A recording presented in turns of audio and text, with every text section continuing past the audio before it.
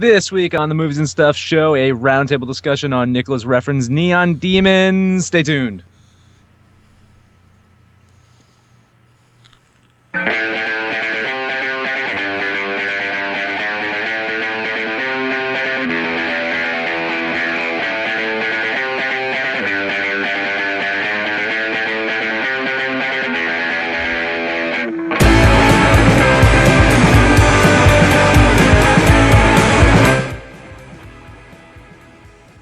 And welcome once again to the Movies and Stuff show. I am coming to you live from the suburbs of New Jersey. My co-host Abe is coming to you from the suburbs of Missouri. Tom is somewhere in Nebraska, right? That's right, Omaha. And Stefan is coming us from Austria. Vienna. Besides, we have a very global presence here for our Neon Demon roundtable discussion. That is what we are talking about. Nicolas Winding Refn's newest film. It just came out this past weekend, and we all saw it, and we've decided enough of these superhero movies. We do way too many roundtable discussions on superhero. I have subjected Tom to the extent of his lifetime of superhero movies all in this year. I said we're doing something different. I said we're going to do an independent film, if you will, something a little bit smaller, something that's not going to really blow up the Chinese markets. I don't think Neon Demon's going to play well in China. Just a personal guess. Any country. But that makes it art house. I guess that's the definition of art house, right? But we are going to talk about it nonetheless. So I think whenever we do these roundtable discussions, we kind of start off by describing our theater-going experience, right? I talked about mine last week on the show. I attended a press screening for Neon Demon, and I thought it was a really cool experience. I kind of mentioned that, it wasn't much different from a regular theater-going experience. I had the asshole two seats next to me on his cell phone throughout the entire fucking movie. He just had people kind of, giving glances during the film. It was cool, though. He had a couple of writers actually taking notes and notepads, and I don't know. It was a nice, intimate experience. It was like, it was probably the only quote unquote sold out theater of this, showing of this movie. But it was great. Let's start with Stefan and work our way around. So we'll start with you. What was your theater going experience like for this film? Like, where'd you go? How many people were there? Stuff like that. who? Let's start with Stefan. Okay. Yeah, it was like I had to go after work. 11 p.m. Was like 5 people in the hall with, including me. 2 went out after 10 minutes. Yeah. I was really surprised. Yeah, it was a pleasant experience, I have to admit. Tom? Well, I went to the Alamo Draft House, which Abe's already probably crying, but I haven't really had any that many bad experiences there. But basically, it was one of their advanced screenings, which they'll do sometimes the Wednesday before they'll play it in the weekend. And I got an email about it, and Chris, my Vegetables Onion cohort, did not get an email about it. But we go there. They give him, apparently there's some special invitation you got in the email. I didn't actually know that, so I invited Chris. Chris gets in, no problem. They tell me I didn't get that email, and I'm trying to tell them I did get that email. And they're arguing with me about my account, and then a manager comes over, and they're trying to tell me I didn't get the email. Yeah, it became this big mess. So we ended up getting, all free stuff. We got drink vouchers, and it ended up turning out all right. The best part of my theater experience with that was there was it must have been a studio rep. So there's this old guy in a suit. He has a mustache and glasses, and he was introducing sort of the movie a little bit. He talked to us as we walked in, and then he stood off to the side the whole time. And he's this very, old-fashioned, respectable-looking guy. And watching him sort of kind of like look away and just his nonverbal reactions to the movie off to the side were hilarious the whole time. As the movie got more and more intense, you'd look at him, and he's kind of looking around, still wearing his suit. He's got he's got some papers under his shoulder, and that was almost as entertaining as the movie for me, watching him do that. And we kept waiting for him to just kind of like shake his head, kids. I don't know. So that's my theater experience, I guess. That sounds fun. Yeah. And Abe? Oh, yes. I was afraid I was going to have to go to an Alamo Drafthouse. I was terrified of that. Turns out AMC was showing it, so thank God. I gave my money to the Chinese instead of Alamo Drafthouse, and I'm totally okay with that. I shot Tom a message before I went saying over under 1.5 people in the theater. Tom said over, not by many. Slightly over. It was under. It was under 1.5 people. Holy shit! Yeah, I saw the movie all by myself. I've actually enjoyed those types of experiences, having a whole theater to yourself. Well, it became an odd obsession. I didn't like the reclining seat I was in, so I went to the next one. I was like, well, this isn't that comfortable, so I just started going up and down the aisles, trying to find the seat that would recline the best. How long did that take you before you found the perfect one? Man. It was before or after necrophilia happened? It was before. I got comfortable before the necrophilia.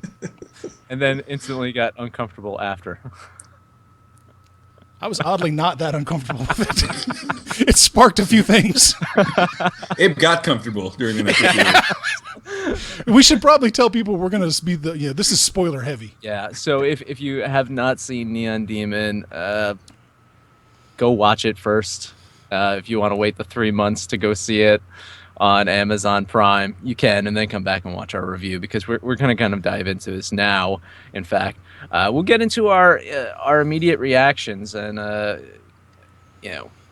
don't think that there's any shocker or surprise here if I said that I love this film. I think people kind of already knew it. I was kind of hinting towards it last week. I was kind of bursting to talk about this on last week's episode.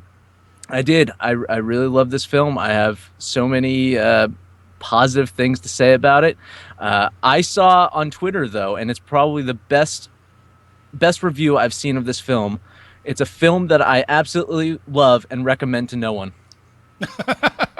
I honestly, I cannot recommend people to go see it, which it sounds weird for a movie that you love, but I get why people would absolutely hate it, and there's people in the press screening that I was at, eye rolling, shaking their heads, instantly storming out as soon as the first credit hit the screen at the end. Stefan, you mentioned that 2 people stormed out kind of in 10 minutes in or something like that. So I get it. I can understand why people would have that reaction. That's why I can't actually recommend this film to people. But me, I absolutely loved it. I started with Stefan before, so we'll start with Abe. Abe, what do you think about Neon Demon? It's a bold film. I'm going to say that. It's bold. It's very, very visual. Refn makes it a point to remind you every 45 seconds that he's the most visual director out there. And it is painfully, utterly boring. It is a drag to get through. It's hard to get through. Yeah, that's my initial. Oh, I disagree, but we're allowed to have our opinions. Tom, instant reactions from you. What are your feelings on Neon Demon? Well, my gut reaction is that I think the way that we judge the movie really just depends on what you think you're watching here, because I think there's definitely a few things you can jump to here. Are you just watching some schlocky kind of horror movie? Are you just watching a really stylized, visual feast? I don't know what exactly Refn was going for. I think in terms of the visuals themselves were really good. I think in terms of the visuals evoking some emotions or reactions, I think it works on that level. I don't know that the plot really turned into much. I feel like it could have done more, especially with the ritualistic aspect. I thought there was going to be more depth there, and there really wasn't. But I think just in terms of a viewing experience, I enjoyed it. I think it mostly works, even though I wouldn't say it's necessarily gaining points for originality. But, I mean, it is a beautiful movie to look at, and I thought there was plenty to like. That leaves you, Stefan. Yeah, I think I agree. I think it's a bit of a mixed bag, the whole movie. I think, it was refreshing that it was really something different from other movies. This is a big bonus for me. On the other hand, I don't know if the movie can stand really on its own over time. I have no idea. I think there's some stuff that didn't work for me. Maybe we'll get later into this. Yes. So I'm conflicted. Yeah, that doesn't mean necessarily something bad in the end. How many good Absolutely. movies? At least it was How interesting. many good movies have you walked out of feeling conflicted like this? Yeah, that's a good question. Okay, I don't I'm just know. curious. Yeah, Well, Yeah, but conflicted is some kind of reaction, at least. that's true. You know. I think especially Stefan recently started. He did a rewatch of a lot of Refn films as well, right? You did. Yes. Yeah. You did Valhalla Rising. You did Bronson. So in preparation for Neon Demon, you have a lot of these Refn movies fresh in mind, and I do think that there's a ton of rewatch value to many of Refn's films, and I look forward to seeing Neon Demon again. I really do. I want to be able to kind of further dissect it, further analyze it. Some of the things that, off the bat, just things that I absolutely love about it. First off, the score, the soundtrack, I absolutely love it.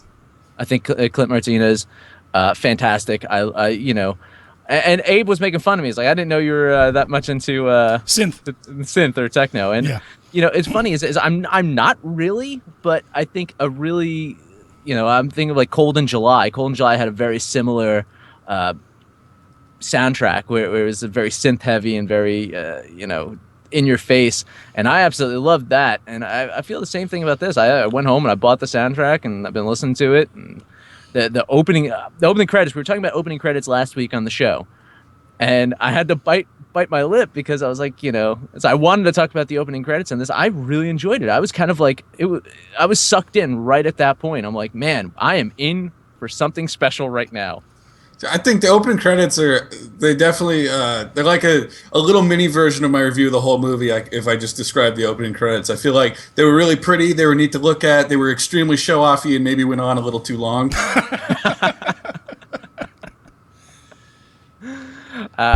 So I mean, that was one thing I absolutely, I get what you were saying earlier, Tom, about maybe the plot. You didn't feel like went to where you thought potentially it could have, right?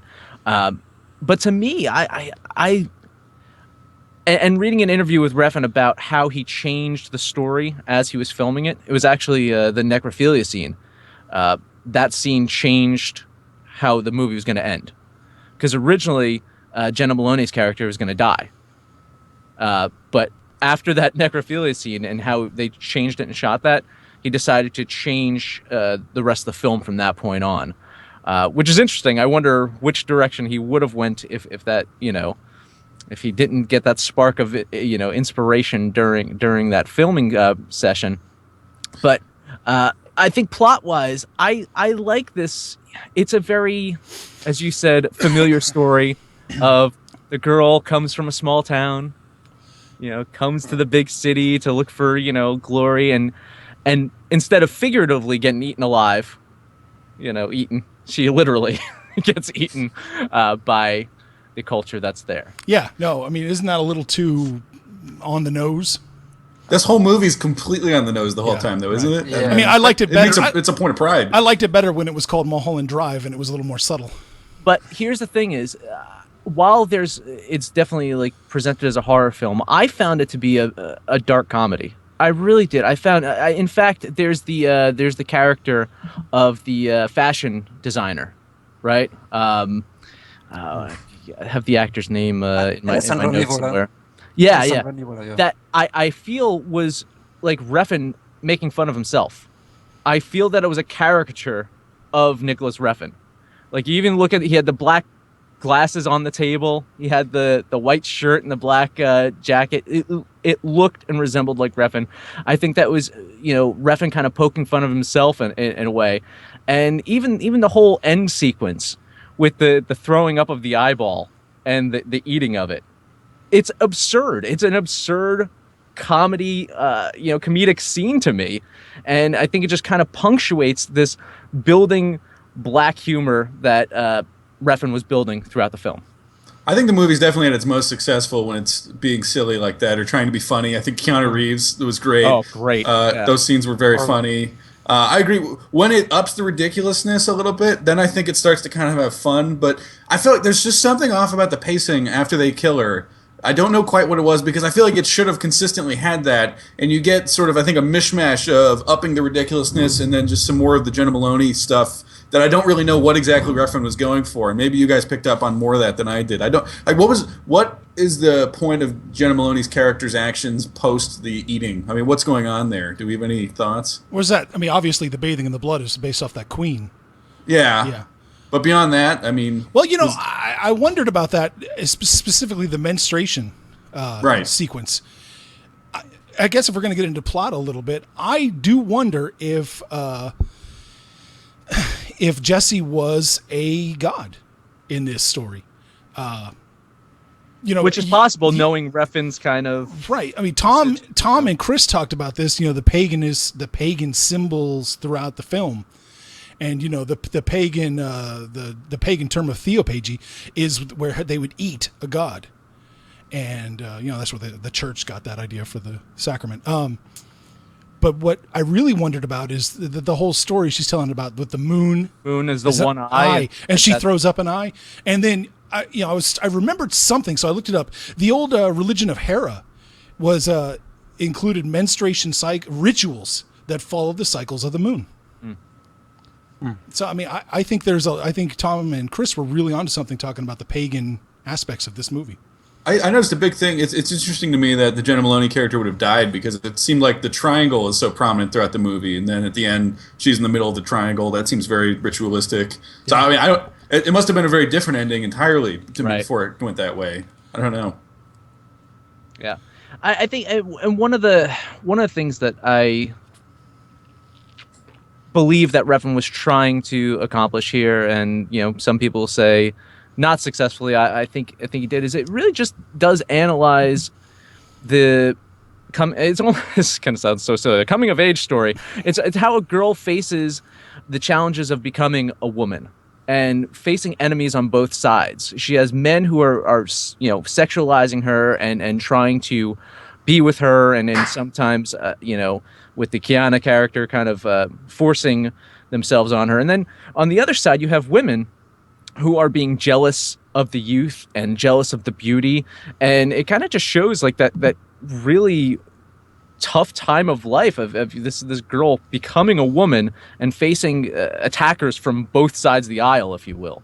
And I think that was one of the main things. Do you get the sense that is she progressing? Is she becoming a woman? I mean, her confidence level definitely increases over the course of it, but I wasn't sure if there was so much of a personal arc for her. And I think with Abe's interpretation, maybe that's a god. I thought maybe the idea there is that it's not really an arc for her; it's just an arc for the characters around her and the way they want to destroy her. That's how I took it too. Yeah, I mean, the only arc I think we see is that she sees herself as everybody else sees her. Right. Mm-hmm. Yeah. Right. My whole thing is I don't think she got to the point where she was a woman yet. I think she was on the path, like any girl that age is on the path to becoming the woman. I don't think she actually got there. I think she was cut short again by those women around her who were jealous of her beauty, were jealous of her youth. And in essence, after they ate her, they got started to see in a different light as well. Mm-hmm. They started getting to see younger and more attractive and become youthful and vibrant. I feel like we're talking too much, and I want to hear what Stefan has to say. Yeah, I don't know what it was. I think first of all, I think the whole story, the whole cliches about the fashion business were really boring, were really uninteresting. It was such an old hat. It was nothing interesting about it. Really, everything I've seen a sleazy photographer, the superficial designer, the casting agent. That was really something you see on reality TV all the time. I didn't think he really could. He really could see some new facets in that story. I think that part didn't really succeed. As I agree with Tom, I think the sillier parts, the more outlandish parts, are more interesting about this movie. And actually, I found Ken Reeves to be horrible.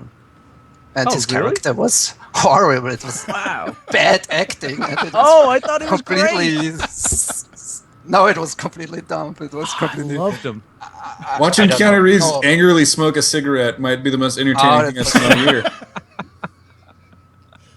I thought this was horrible. And, but the worst was Alessandro Nivola, I think. That was really, hemming it up, and guy from Ghost Ship. But photographer Desmond Tarrington.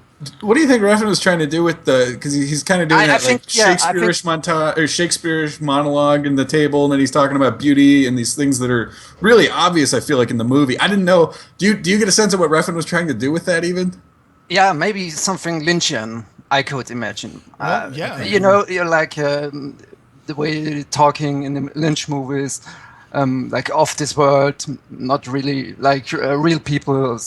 I think he tried to make that effect, to create that effect, but I don't think he succeeded. I think it was just odd. It took me out, and that's one problem I had with the movie. It was great at points. It was very immersive, especially in this hypnotic scenes. You know, when she was on the catwalk and all that stuff. This kind of stuff took me really out in between, and it was like as if Refn tried to prove, yeah. It was like if he had no confidence into the immersive, and he tried to prove that he was clever in between. I don't know. Does it make sense? It was kind of Brechtian a little, you know what I mean? See, I don't know. I Maybe he tried something. I don't think it worked out. Yeah. No, I don't. I'm with But- you on there. I don't know that Yeah. it worked either. And there's a thing about Refn, if I can say something in general. I have seen Valhalla Rising and only God Forgives for the first time. Actually, it wasn't a rewatch. oh, really? Oh, wow. Yes. And I have to say, there is always something interesting, worthwhile about Refn movies, but I don't think he has made a completely satisfying movie yet. Front to back, he hasn't made a satisfying movie. Disagree. Oh, Maybe the one I like the most is maybe Only God Forgives so far. Which is his most kind of, well, before Neon Demon, his most critically hated one. yeah. Yeah, maybe it's because a little. I think artistically he was at his best there.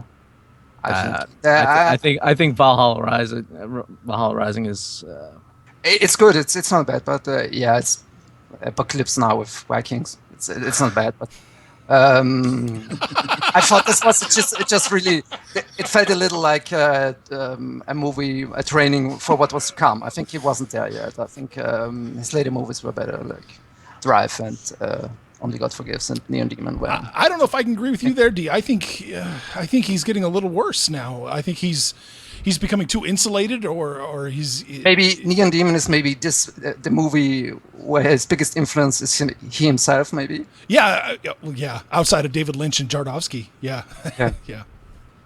Now, speaking of those influences, I know I got Abe to watch the Altman movie Three Women, which I don't know. It certainly not in terms of the visual style. I would say there's a lot of influence there, but in terms of sort of the construction of the plot, it seemed like there were some similarities. It's got, you know, the young teenage girl who gets a job, develops inappropriate relationships while staying at a seedy motel, and things get increasingly surreal. You've got people falling in pools. You've got various things like that. But Altman doesn't seem like a natural thing for Refn to jump to. I don't know.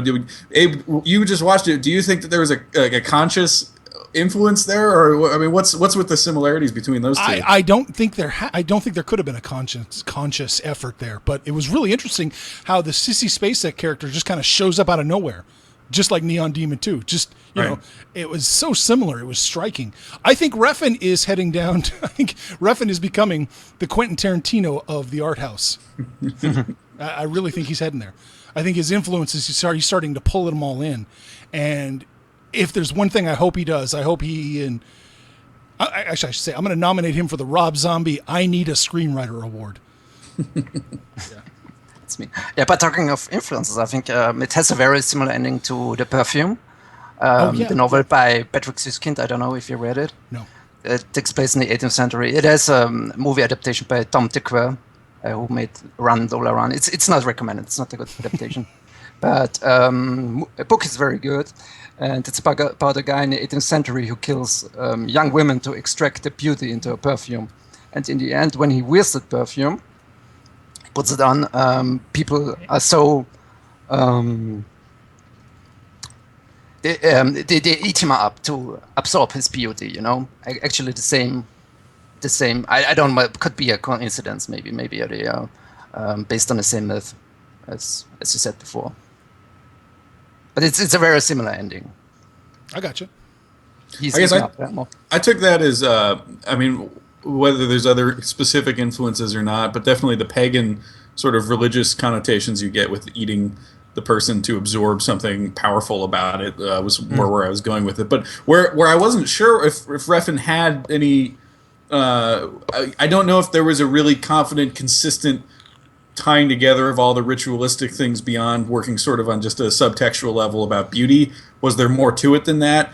I guess I keep coming back to this idea. I don't know if there's depth to that or not. I mean, here's the thing, though, is I think the mission that Refn set forward for this film was to show that there really is not much of a difference between beauty and ugliness and arousal and disgust.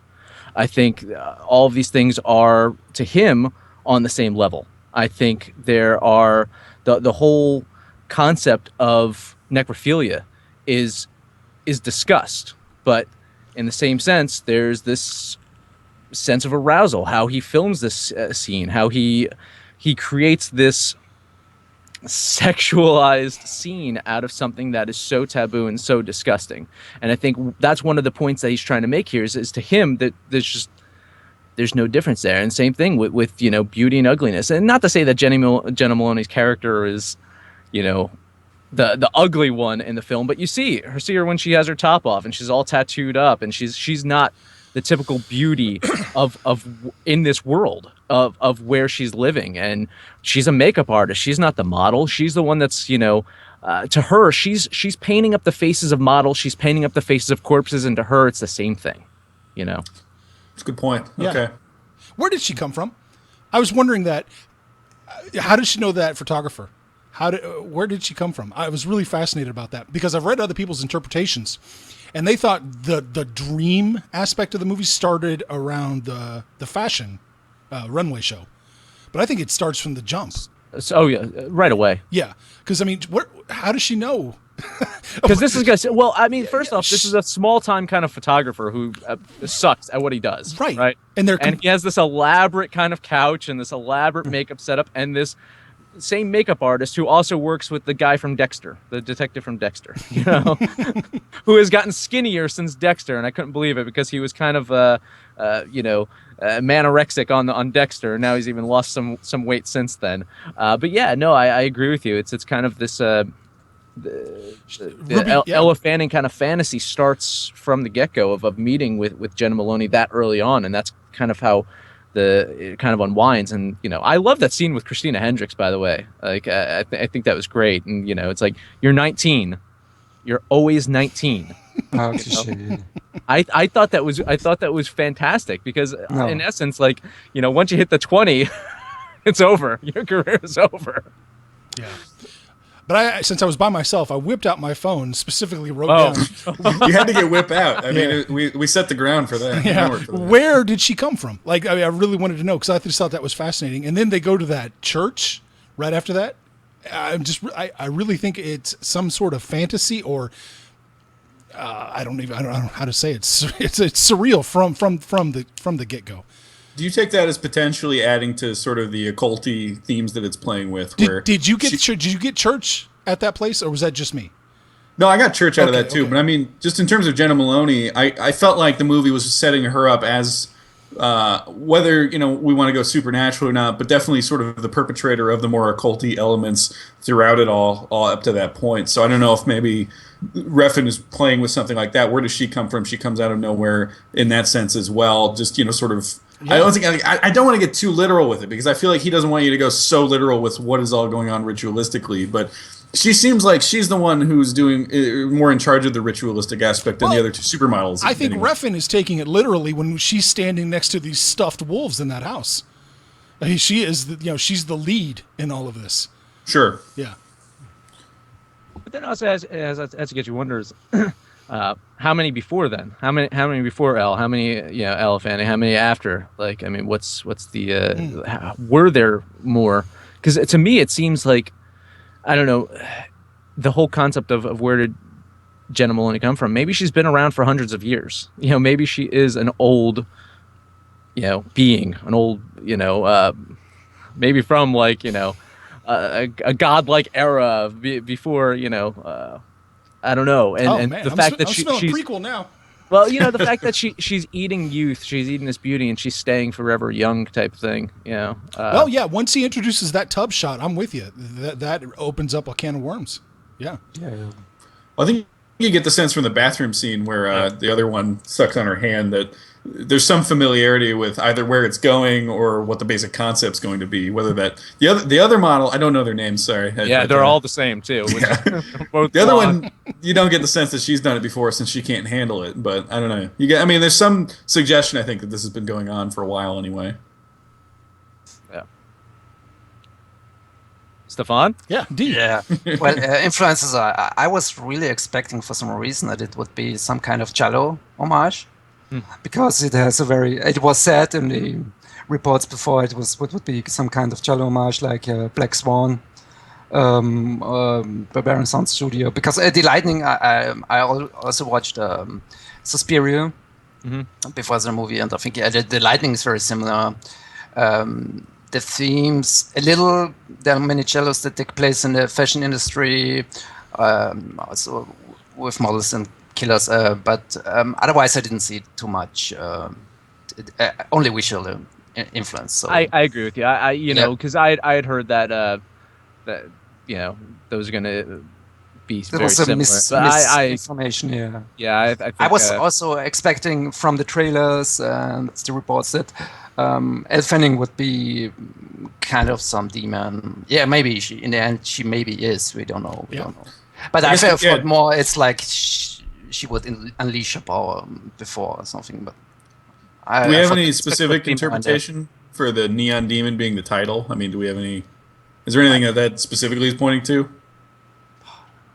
I didn't even think about it. I think it's like one of those titles he chose maybe because. Well, it sounds I mean, I read the interview, an interview with him, and the whole concept of neon colors and growing up in the '80s, and I think that's where he kind of latched onto neon with that. I don't think there was any, at least from the interview that I had read with him, I think it just sounded really cool. Maybe he thought maybe he had the title in the up the sleeve and was just waiting to use it. You never know. That's kind of thing. Or like Kill Bill also. There's the story that Kill Bill also was created after he created the title. Right. To kind of go back to like the visuals and the look, I think we're all in agreement that it's a visually beautiful looking movie. Right? Yeah. I think we're all in agreement with that. Yes. And it's fascinating. The reason that he has to go so over the top with colors is because of his color blindness. He's color impaired, so he has to go over the top with his color choices and things like that. For him, he doesn't have to, because look at Christopher Nolan. But he chooses to, so I think that's really cool that it's it becomes his signature style because the fact that he's got this impairment. And you all know like Refn's history, like his backstory of how he got started in the film industry, right? Like I don't know. I'm not sure. He basically Chainsaw Massacre. he basically got involved with film distribution. He worked all the festivals. He helped raise funds. He helped distribute films. So one of his biggest assets is he's able to sell his films. He's able to sell the story. The classic story when I talked to him about Valhalla Rising, whereas basically saying is like, it's easy. It's a Viking story starring Mads Mikkelsen. He's basically now a successful film pitcher, if you will. He can sell his vision. I think eventually that's going to run out on him. I think he's going to, especially after a series of just, commercially unsuccessful, like not viable films. We'll see how this is going to how this will turn out when it's on Amazon Prime, and see if they can, try to recoup some. But I think eventually people are not going to be able to fall for his charm and his, his slick appeal. And I think he's going to have to change his style if he wants to continue making films. I think maybe this is not the last of the Nicolas Refn all out, I'm doing whatever the hell I want kind of films, but maybe he went as far as he wanted to in this film because he probably senses there's an end in sight of how much farther he can keep pushing these films before he starts getting pushback from the people that are giving him money. You think so? I think it's an interesting point to think that he's great at pitching his movies, except audiences don't think so. I mean, Right. like he's great at pitching them to financiers, Right. who presumably, if you're pitching to a financier who really likes it, it's because they think the audiences are going to like it. But there's some disconnect somewhere in there. Yeah. That's a good point. Yeah. What is it? I just what was it, like 48th worst per theater average of any movie? Was it like 775 per theater? $752 per theater. 52. Ugh, even worse. Yeah, I mean, there's a disconnect somewhere in there. There is, yeah. You know, Lynch says that the art house is dying. I mean, that's why he said he never went back to movies after gosh, what was his last one? I can't think of it. Inland Empire? Yeah, Inland Empire. Inland Yeah. Empire, yeah. That's why he never went back. He says the art house is dying. Maybe Refn is just finding that out. I still think that film distribution is such in a weird area, and I'll actually defer to Tom here as the expert of this panel, if you will. But I do think that film distribution is in such a weird, like, gray area right now because there are more opportunities in a way to get your film distribute, through Netflix and through Amazon and through Hulu. There's those kind of ways, but in the same sense, time and time again, and we keep saying it is, in order to make your movie big, you need to have overseas, right? And now we're even seeing it more so with China. Yes. Right? For you to be able to like prove a viable, profitable film, you have to prove some kind of overseas sales. So it's these mixed kind of this blurriness between, well, you can distribute it online, you can distribute it through digital, or you have to get overseas sales, and it's such a weird kind of mismatch, if you will, of how to distribute films that I don't know. I think Refn's in nowhere. He's in a nowhere zone between those. I know they're going to try to do the Amazon Prime release in a couple of months with him, but I'm wondering if it's he did even way too many theaters than he should have with this release, and it should have just been like seriously 2 theaters and straight to video on demand or something like that. And the budget was small on this one too, wasn't it? $7 million. $7 million. So I mean, that seems like it should. This movie should be able to make that back. You'd think. But it's sitting at, after what, 5 days, it's at 685,000.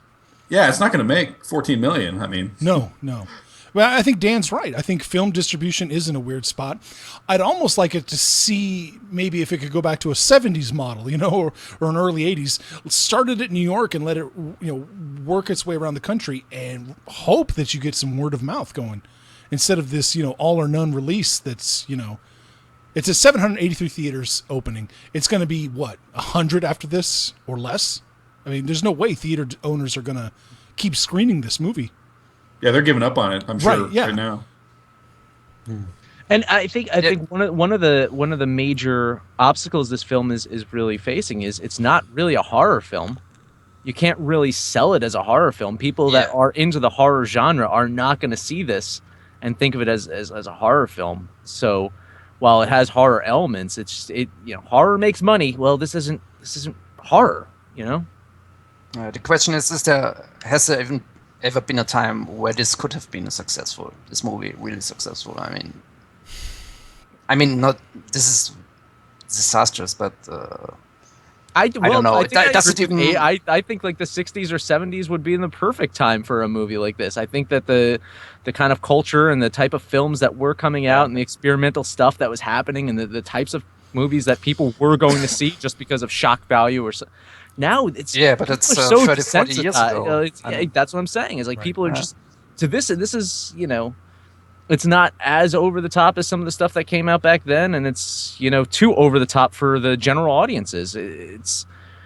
I don't want to spend all night shitting on general audiences because I would not recommend this movie to anybody. I feel like if this is the surrealism we're getting, we're in really bad shape. Oh, come on. We're in really bad shape. Come on. We deserve better than this. Yeah. No, I really do think that. This is all icing with the substance, with just enough substance to make us discuss it.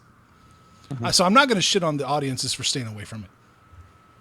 What's a good example of surrealism recently that you've enjoyed, Abe? Recently, I can't think of anything recently. Anything? Yeah, Oh, yeah. okay. It's in a bad state right now. Freddie got fingered. Oh, Dan keeps telling me that's a good one. I need to watch that one. Is that recent though? I mean, that's No, it's what, like 15 years ago. Yeah. I mean, well, I think it seems like surrealism is another sort of generally accepted genre now. It's not really as outlandish as maybe it was in the past. It seems like you get your generic surrealism pretty regularly. And I wouldn't say Neon Demon is necessarily generically surreal, but is it just too much of a brand now for I don't know, to really push any boundaries at this point? Because I think if Neon Demon isn't really pushing boundaries or shocking us, I mean, what is going to? Yeah, Yeah, that's a good point. I don't think movies have the power to shock us anymore. Yeah, I don't know. the I internet. think Yeah. I mean, the necrophilia scene, stuff like that. I felt sometimes, yeah, it was thrown in for effect only. I don't know. Yeah, I don't know. But It didn't. I cannot make sense of that scene actually. But I wanted. I think it I was, mean, I it was do. just I silly. get it. I didn't. No. Yeah, get it. I kind of understand it what he meant to express, Well, I but mean, I don't think it really she's been gelled. You know sexually what I mean? rebuffed It by. wasn't really organic. I don't know. I felt it was. Honestly, she'd been sexually rebuffed by, Ella Fanning's character, and here she is again. She's around. This is who she's around. She's around models and corpses, and to her, she does not differentiate between the two. Mm-hmm. And having sex with this corpse to her is on the same level as having sex with one of these models. And in fact, I bet you the corpses probably have smarter conversations and probably are a little bit wittier than some of the models that she hangs around with. You're not wrong. Upstream color, by the way, Tom. I'm so sorry. Upstream Okay. color. Yeah, I would say that is a prime example of some surrealism, just knocking it out of the park. Interesting example. I feel like that movie was just not that fun though. That's kind of where I fell Really, down on that. I found that it was much more engaging than Neon Demon. I was probably thinking more during it, but Is I it, thought Primer was more fun for sure. Oh man, is it interesting. fair to say that the surrealism in this movie is a tiny little juvenile? Oh Yeah. I I think think so, there's a yeah. juvenile nature. Yeah. Oh, absolutely. And I don't consider that a fault. I don't consider that a fault for this. Yeah, not necessarily, but I don't know. Like Neon Demon absolutely celebrates being juvenile. I think all over the place, doesn't it? Yeah. I think so. And as Dan said, it's not a fault, and nothing's a fault until you make it a fault. Yeah, I agree with that. Yeah, for me, it was a fault. In this rare case, but I agree. I don't think art has to be mature or something. I don't think so. It would be boring. But I don't know. I think overall, if the individual elements, I think if you lay out the story is good. If you write on the story, but the way it plays out on screen is not organic for me enough. I don't know. I think sometimes he throws some stuff in just to show it's clever. Or Well, I don't- think well, every it's director not co- pretty much throws in a couple Yeah. of things to show that they're clever. yeah, maybe, but maybe a little too clumsy. Maybe I don't know. There's a bit of an autistic note about his movies. Autistic, artistic, Autistic. Okay. Asperger, and I don't. Yeah, that's a bit of. Some of the dialogue was just off-putting. I think some of the dialogue scenes, and I think it wasn't. You can say, yeah, this was intentional, but for me, it was like he has no grip on the actors.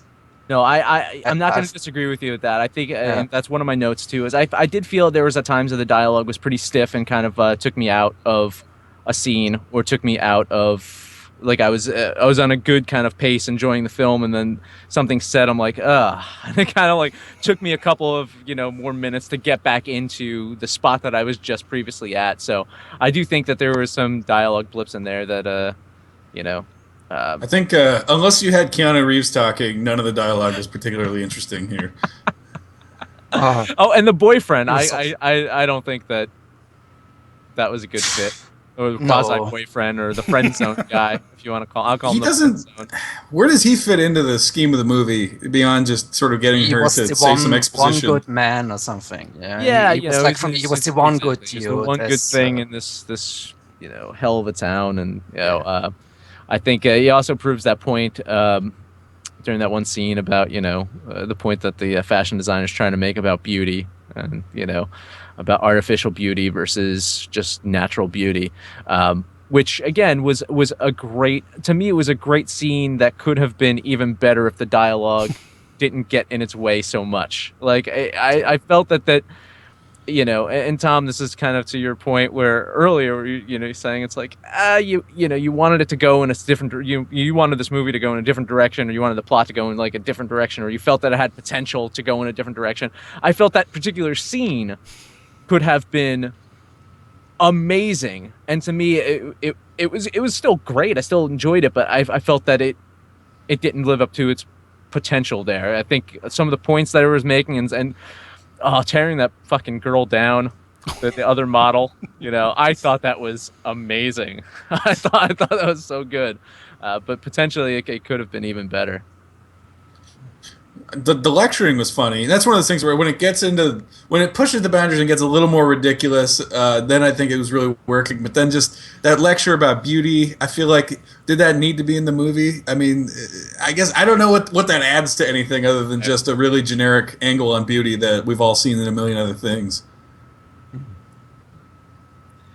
All right. Yeah. I Sorry. think we can start wrapping up. I guess. My question: what would you like to see Refn work on next? And we'll start off with Tom.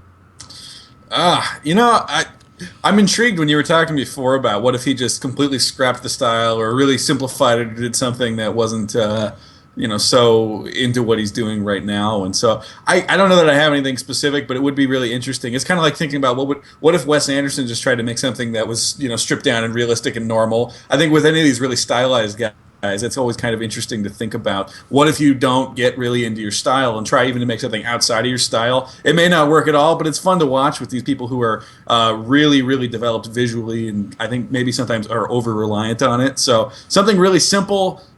He might have to go low budget anyway, so maybe lower budget than normal. His maybe version less of the Straight stylized. Story. It's his version. Yeah, of the Straight yeah, Story. exactly, Yeah. exactly. There you go. Stefan, would you want to see Refn do anything else, and if so, what would it be? Yeah, why not? I like to be surprised. It's not, as I said, I'm not against Refn. I don't dislike his work. I think, as I said, there's always something worthwhile and something interesting about him. So, but as Tom said, I think he's a straightforward script. Maybe he can rely on his style. I have no problem with that. But maybe something really straightforward, maybe could be a good palate cleanser for him. But I don't want to see him to make that Batgirl movie that was come out recently.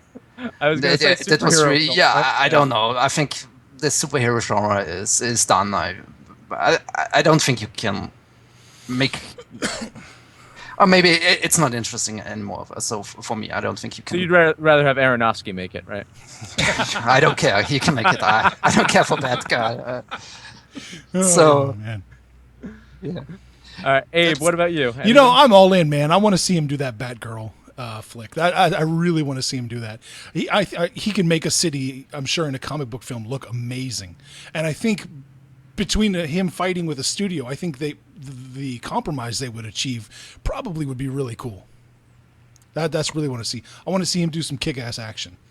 I think that's interesting with some of these superhero ones to see these when you have these really visionary filmmakers, you have to work with a studio. Like, you could say maybe Christopher Nolan, the more creative control he got over the Batman series, that downhill. Like Dark Knight Rises, if he didn't have the amount of control he had, would it have been a better movie? I don't know. So I think with some of these guys, yeah, I mean that is interesting to think about. What if they had to compromise? What if they didn't have control? You never really want to root for that, I feel like, but sometimes maybe it would be good. No, I think so, and I think he's probably the man that's going to be able to fight against a studio pretty well, pretty effectively. Since, as Dan pointed out, he's got the studio talk.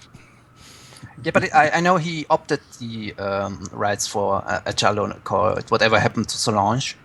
Maybe as a producer, but I could imagine he would make a very good straightforward thriller. No, I think he could. I really think he Yeah. could. And I know I said it in jest, but I'm serious. I really wish he'd hire a screenwriter to help him get his ideas crystallized better. Maybe he and top Albert five Brooks list, should just Abe. make a comedy next. I'd be so down for that. I don't know. I think Dan Neiman was a comedy. I'd like to see him do an even more absurd comedy. Not an Albert No, I'd be Brooks comedy. Dan. I would be so down with that. Yeah, I want to see him just go crazy comedy. All right. Final thoughts. Anyone have any final thoughts on Neem Demon, or do we feel that we've covered as best as we can? I am curious to go back and revisit some of it. I don't know if I'm going to watch it front to back, but there's some things I want to rewatch. I want to just rewatch some of those dream sequences. I want to see Jenna Malone's tattoos more clearly. I'm curious what's on. I'm a pervert. I get it. I'm curious to see what. We get Whip It Out come out one more time here. Whip it out. I'm curious to see what her tattoos were, and if that lends to our some of the hypotheses we've had today. I'm going to watch Three Women again, I think. That's what I took out of this. It's actually not bad at all. I really enjoyed it. I'd recommend everybody watch that too. If you liked Neon Demon at all, you should definitely watch Three Women. Yeah, I don't think I will revisit it soon, but I think I will surely revisit it in the future. I think a movie featuring cannibalism, necrophilia can't be all bad. It's right up your alley. It's always a plus. It's always a plus with me. Maybe that should be our Tuesday list as top cannibalistic movies. I know Stefan knows a bunch. Yeah. Yes, he does. That's You could do that one. Yeah. favorite cinematic topic of mine. So, yeah. Okay. So yeah, as I said, there's something worthwhile in this movie. But I completely agree with Dan. It's hard to recommend. Yeah. Yeah. I really appreciate you guys joining us for this roundtable discussion or square table discussion. It's a rectangle at this point. I don't know. But I appreciate you guys joining us. It was really fun to do. Thursday, Abe, we have brand new Master Debaters. Yes, we do. This And Thursday. Stefan's going to swing on by for that too. Yeah. Hey, Stefan's going to be on Yes. that one. Very Yeah. cool. So that'll be fun. Who's going to be? It's going to be Stefan, Marty, Marty, and Amanda. right? Amanda, yes. So we're gonna have almost like Marty's like the veteran in that group. We're all going to be relying on Marty to pull us through. Hopefully his computer doesn't freeze. I think he's fingers crossed. I think he's gonna be able to have a better video quality this week. Oh, exciting. Tom will be back with Veggie Lasagna next month. Are you going to do Nope. 4th of Nope. July? We're- You're off? I'm going to be out of town, and last year I tried to get Chris to do it on his own, and that didn't manifest. So we'll take that week off, then we'll come back the week after that with reviews of Wiener Dog or De Palma or something. Very cool. And Abe, we're going to be back next Tuesday, though. We're going to do our top 10 patriotic films, I think, right? Yes, we are. And we might also have another mini film review if I think Sean and Marty are going to see a movie tomorrow. Oh, very cool. Very cool. That'll be fun. Right, they're going to a press screening tomorrow, so we might. Field correspondence. Yeah. So we might have a mini little film review from them. If not next Long Island. If not this Tuesday, the following Tuesday. So but we'll have that soon. But it should be cool. Make sure to subscribe to us. Make sure to like this video. Please follow us on Twitter. Follow us on Facebook. If you're listening to us on SoundCloud or listening to us on iTunes, same thing. Please, follow us and like us and comment and all that fun stuff. And help us keep making great shows. Guys, really appreciate it. It's a pleasure. See you Yeah, later. thanks. Yeah, it was a lot of fun, guys. Thank you.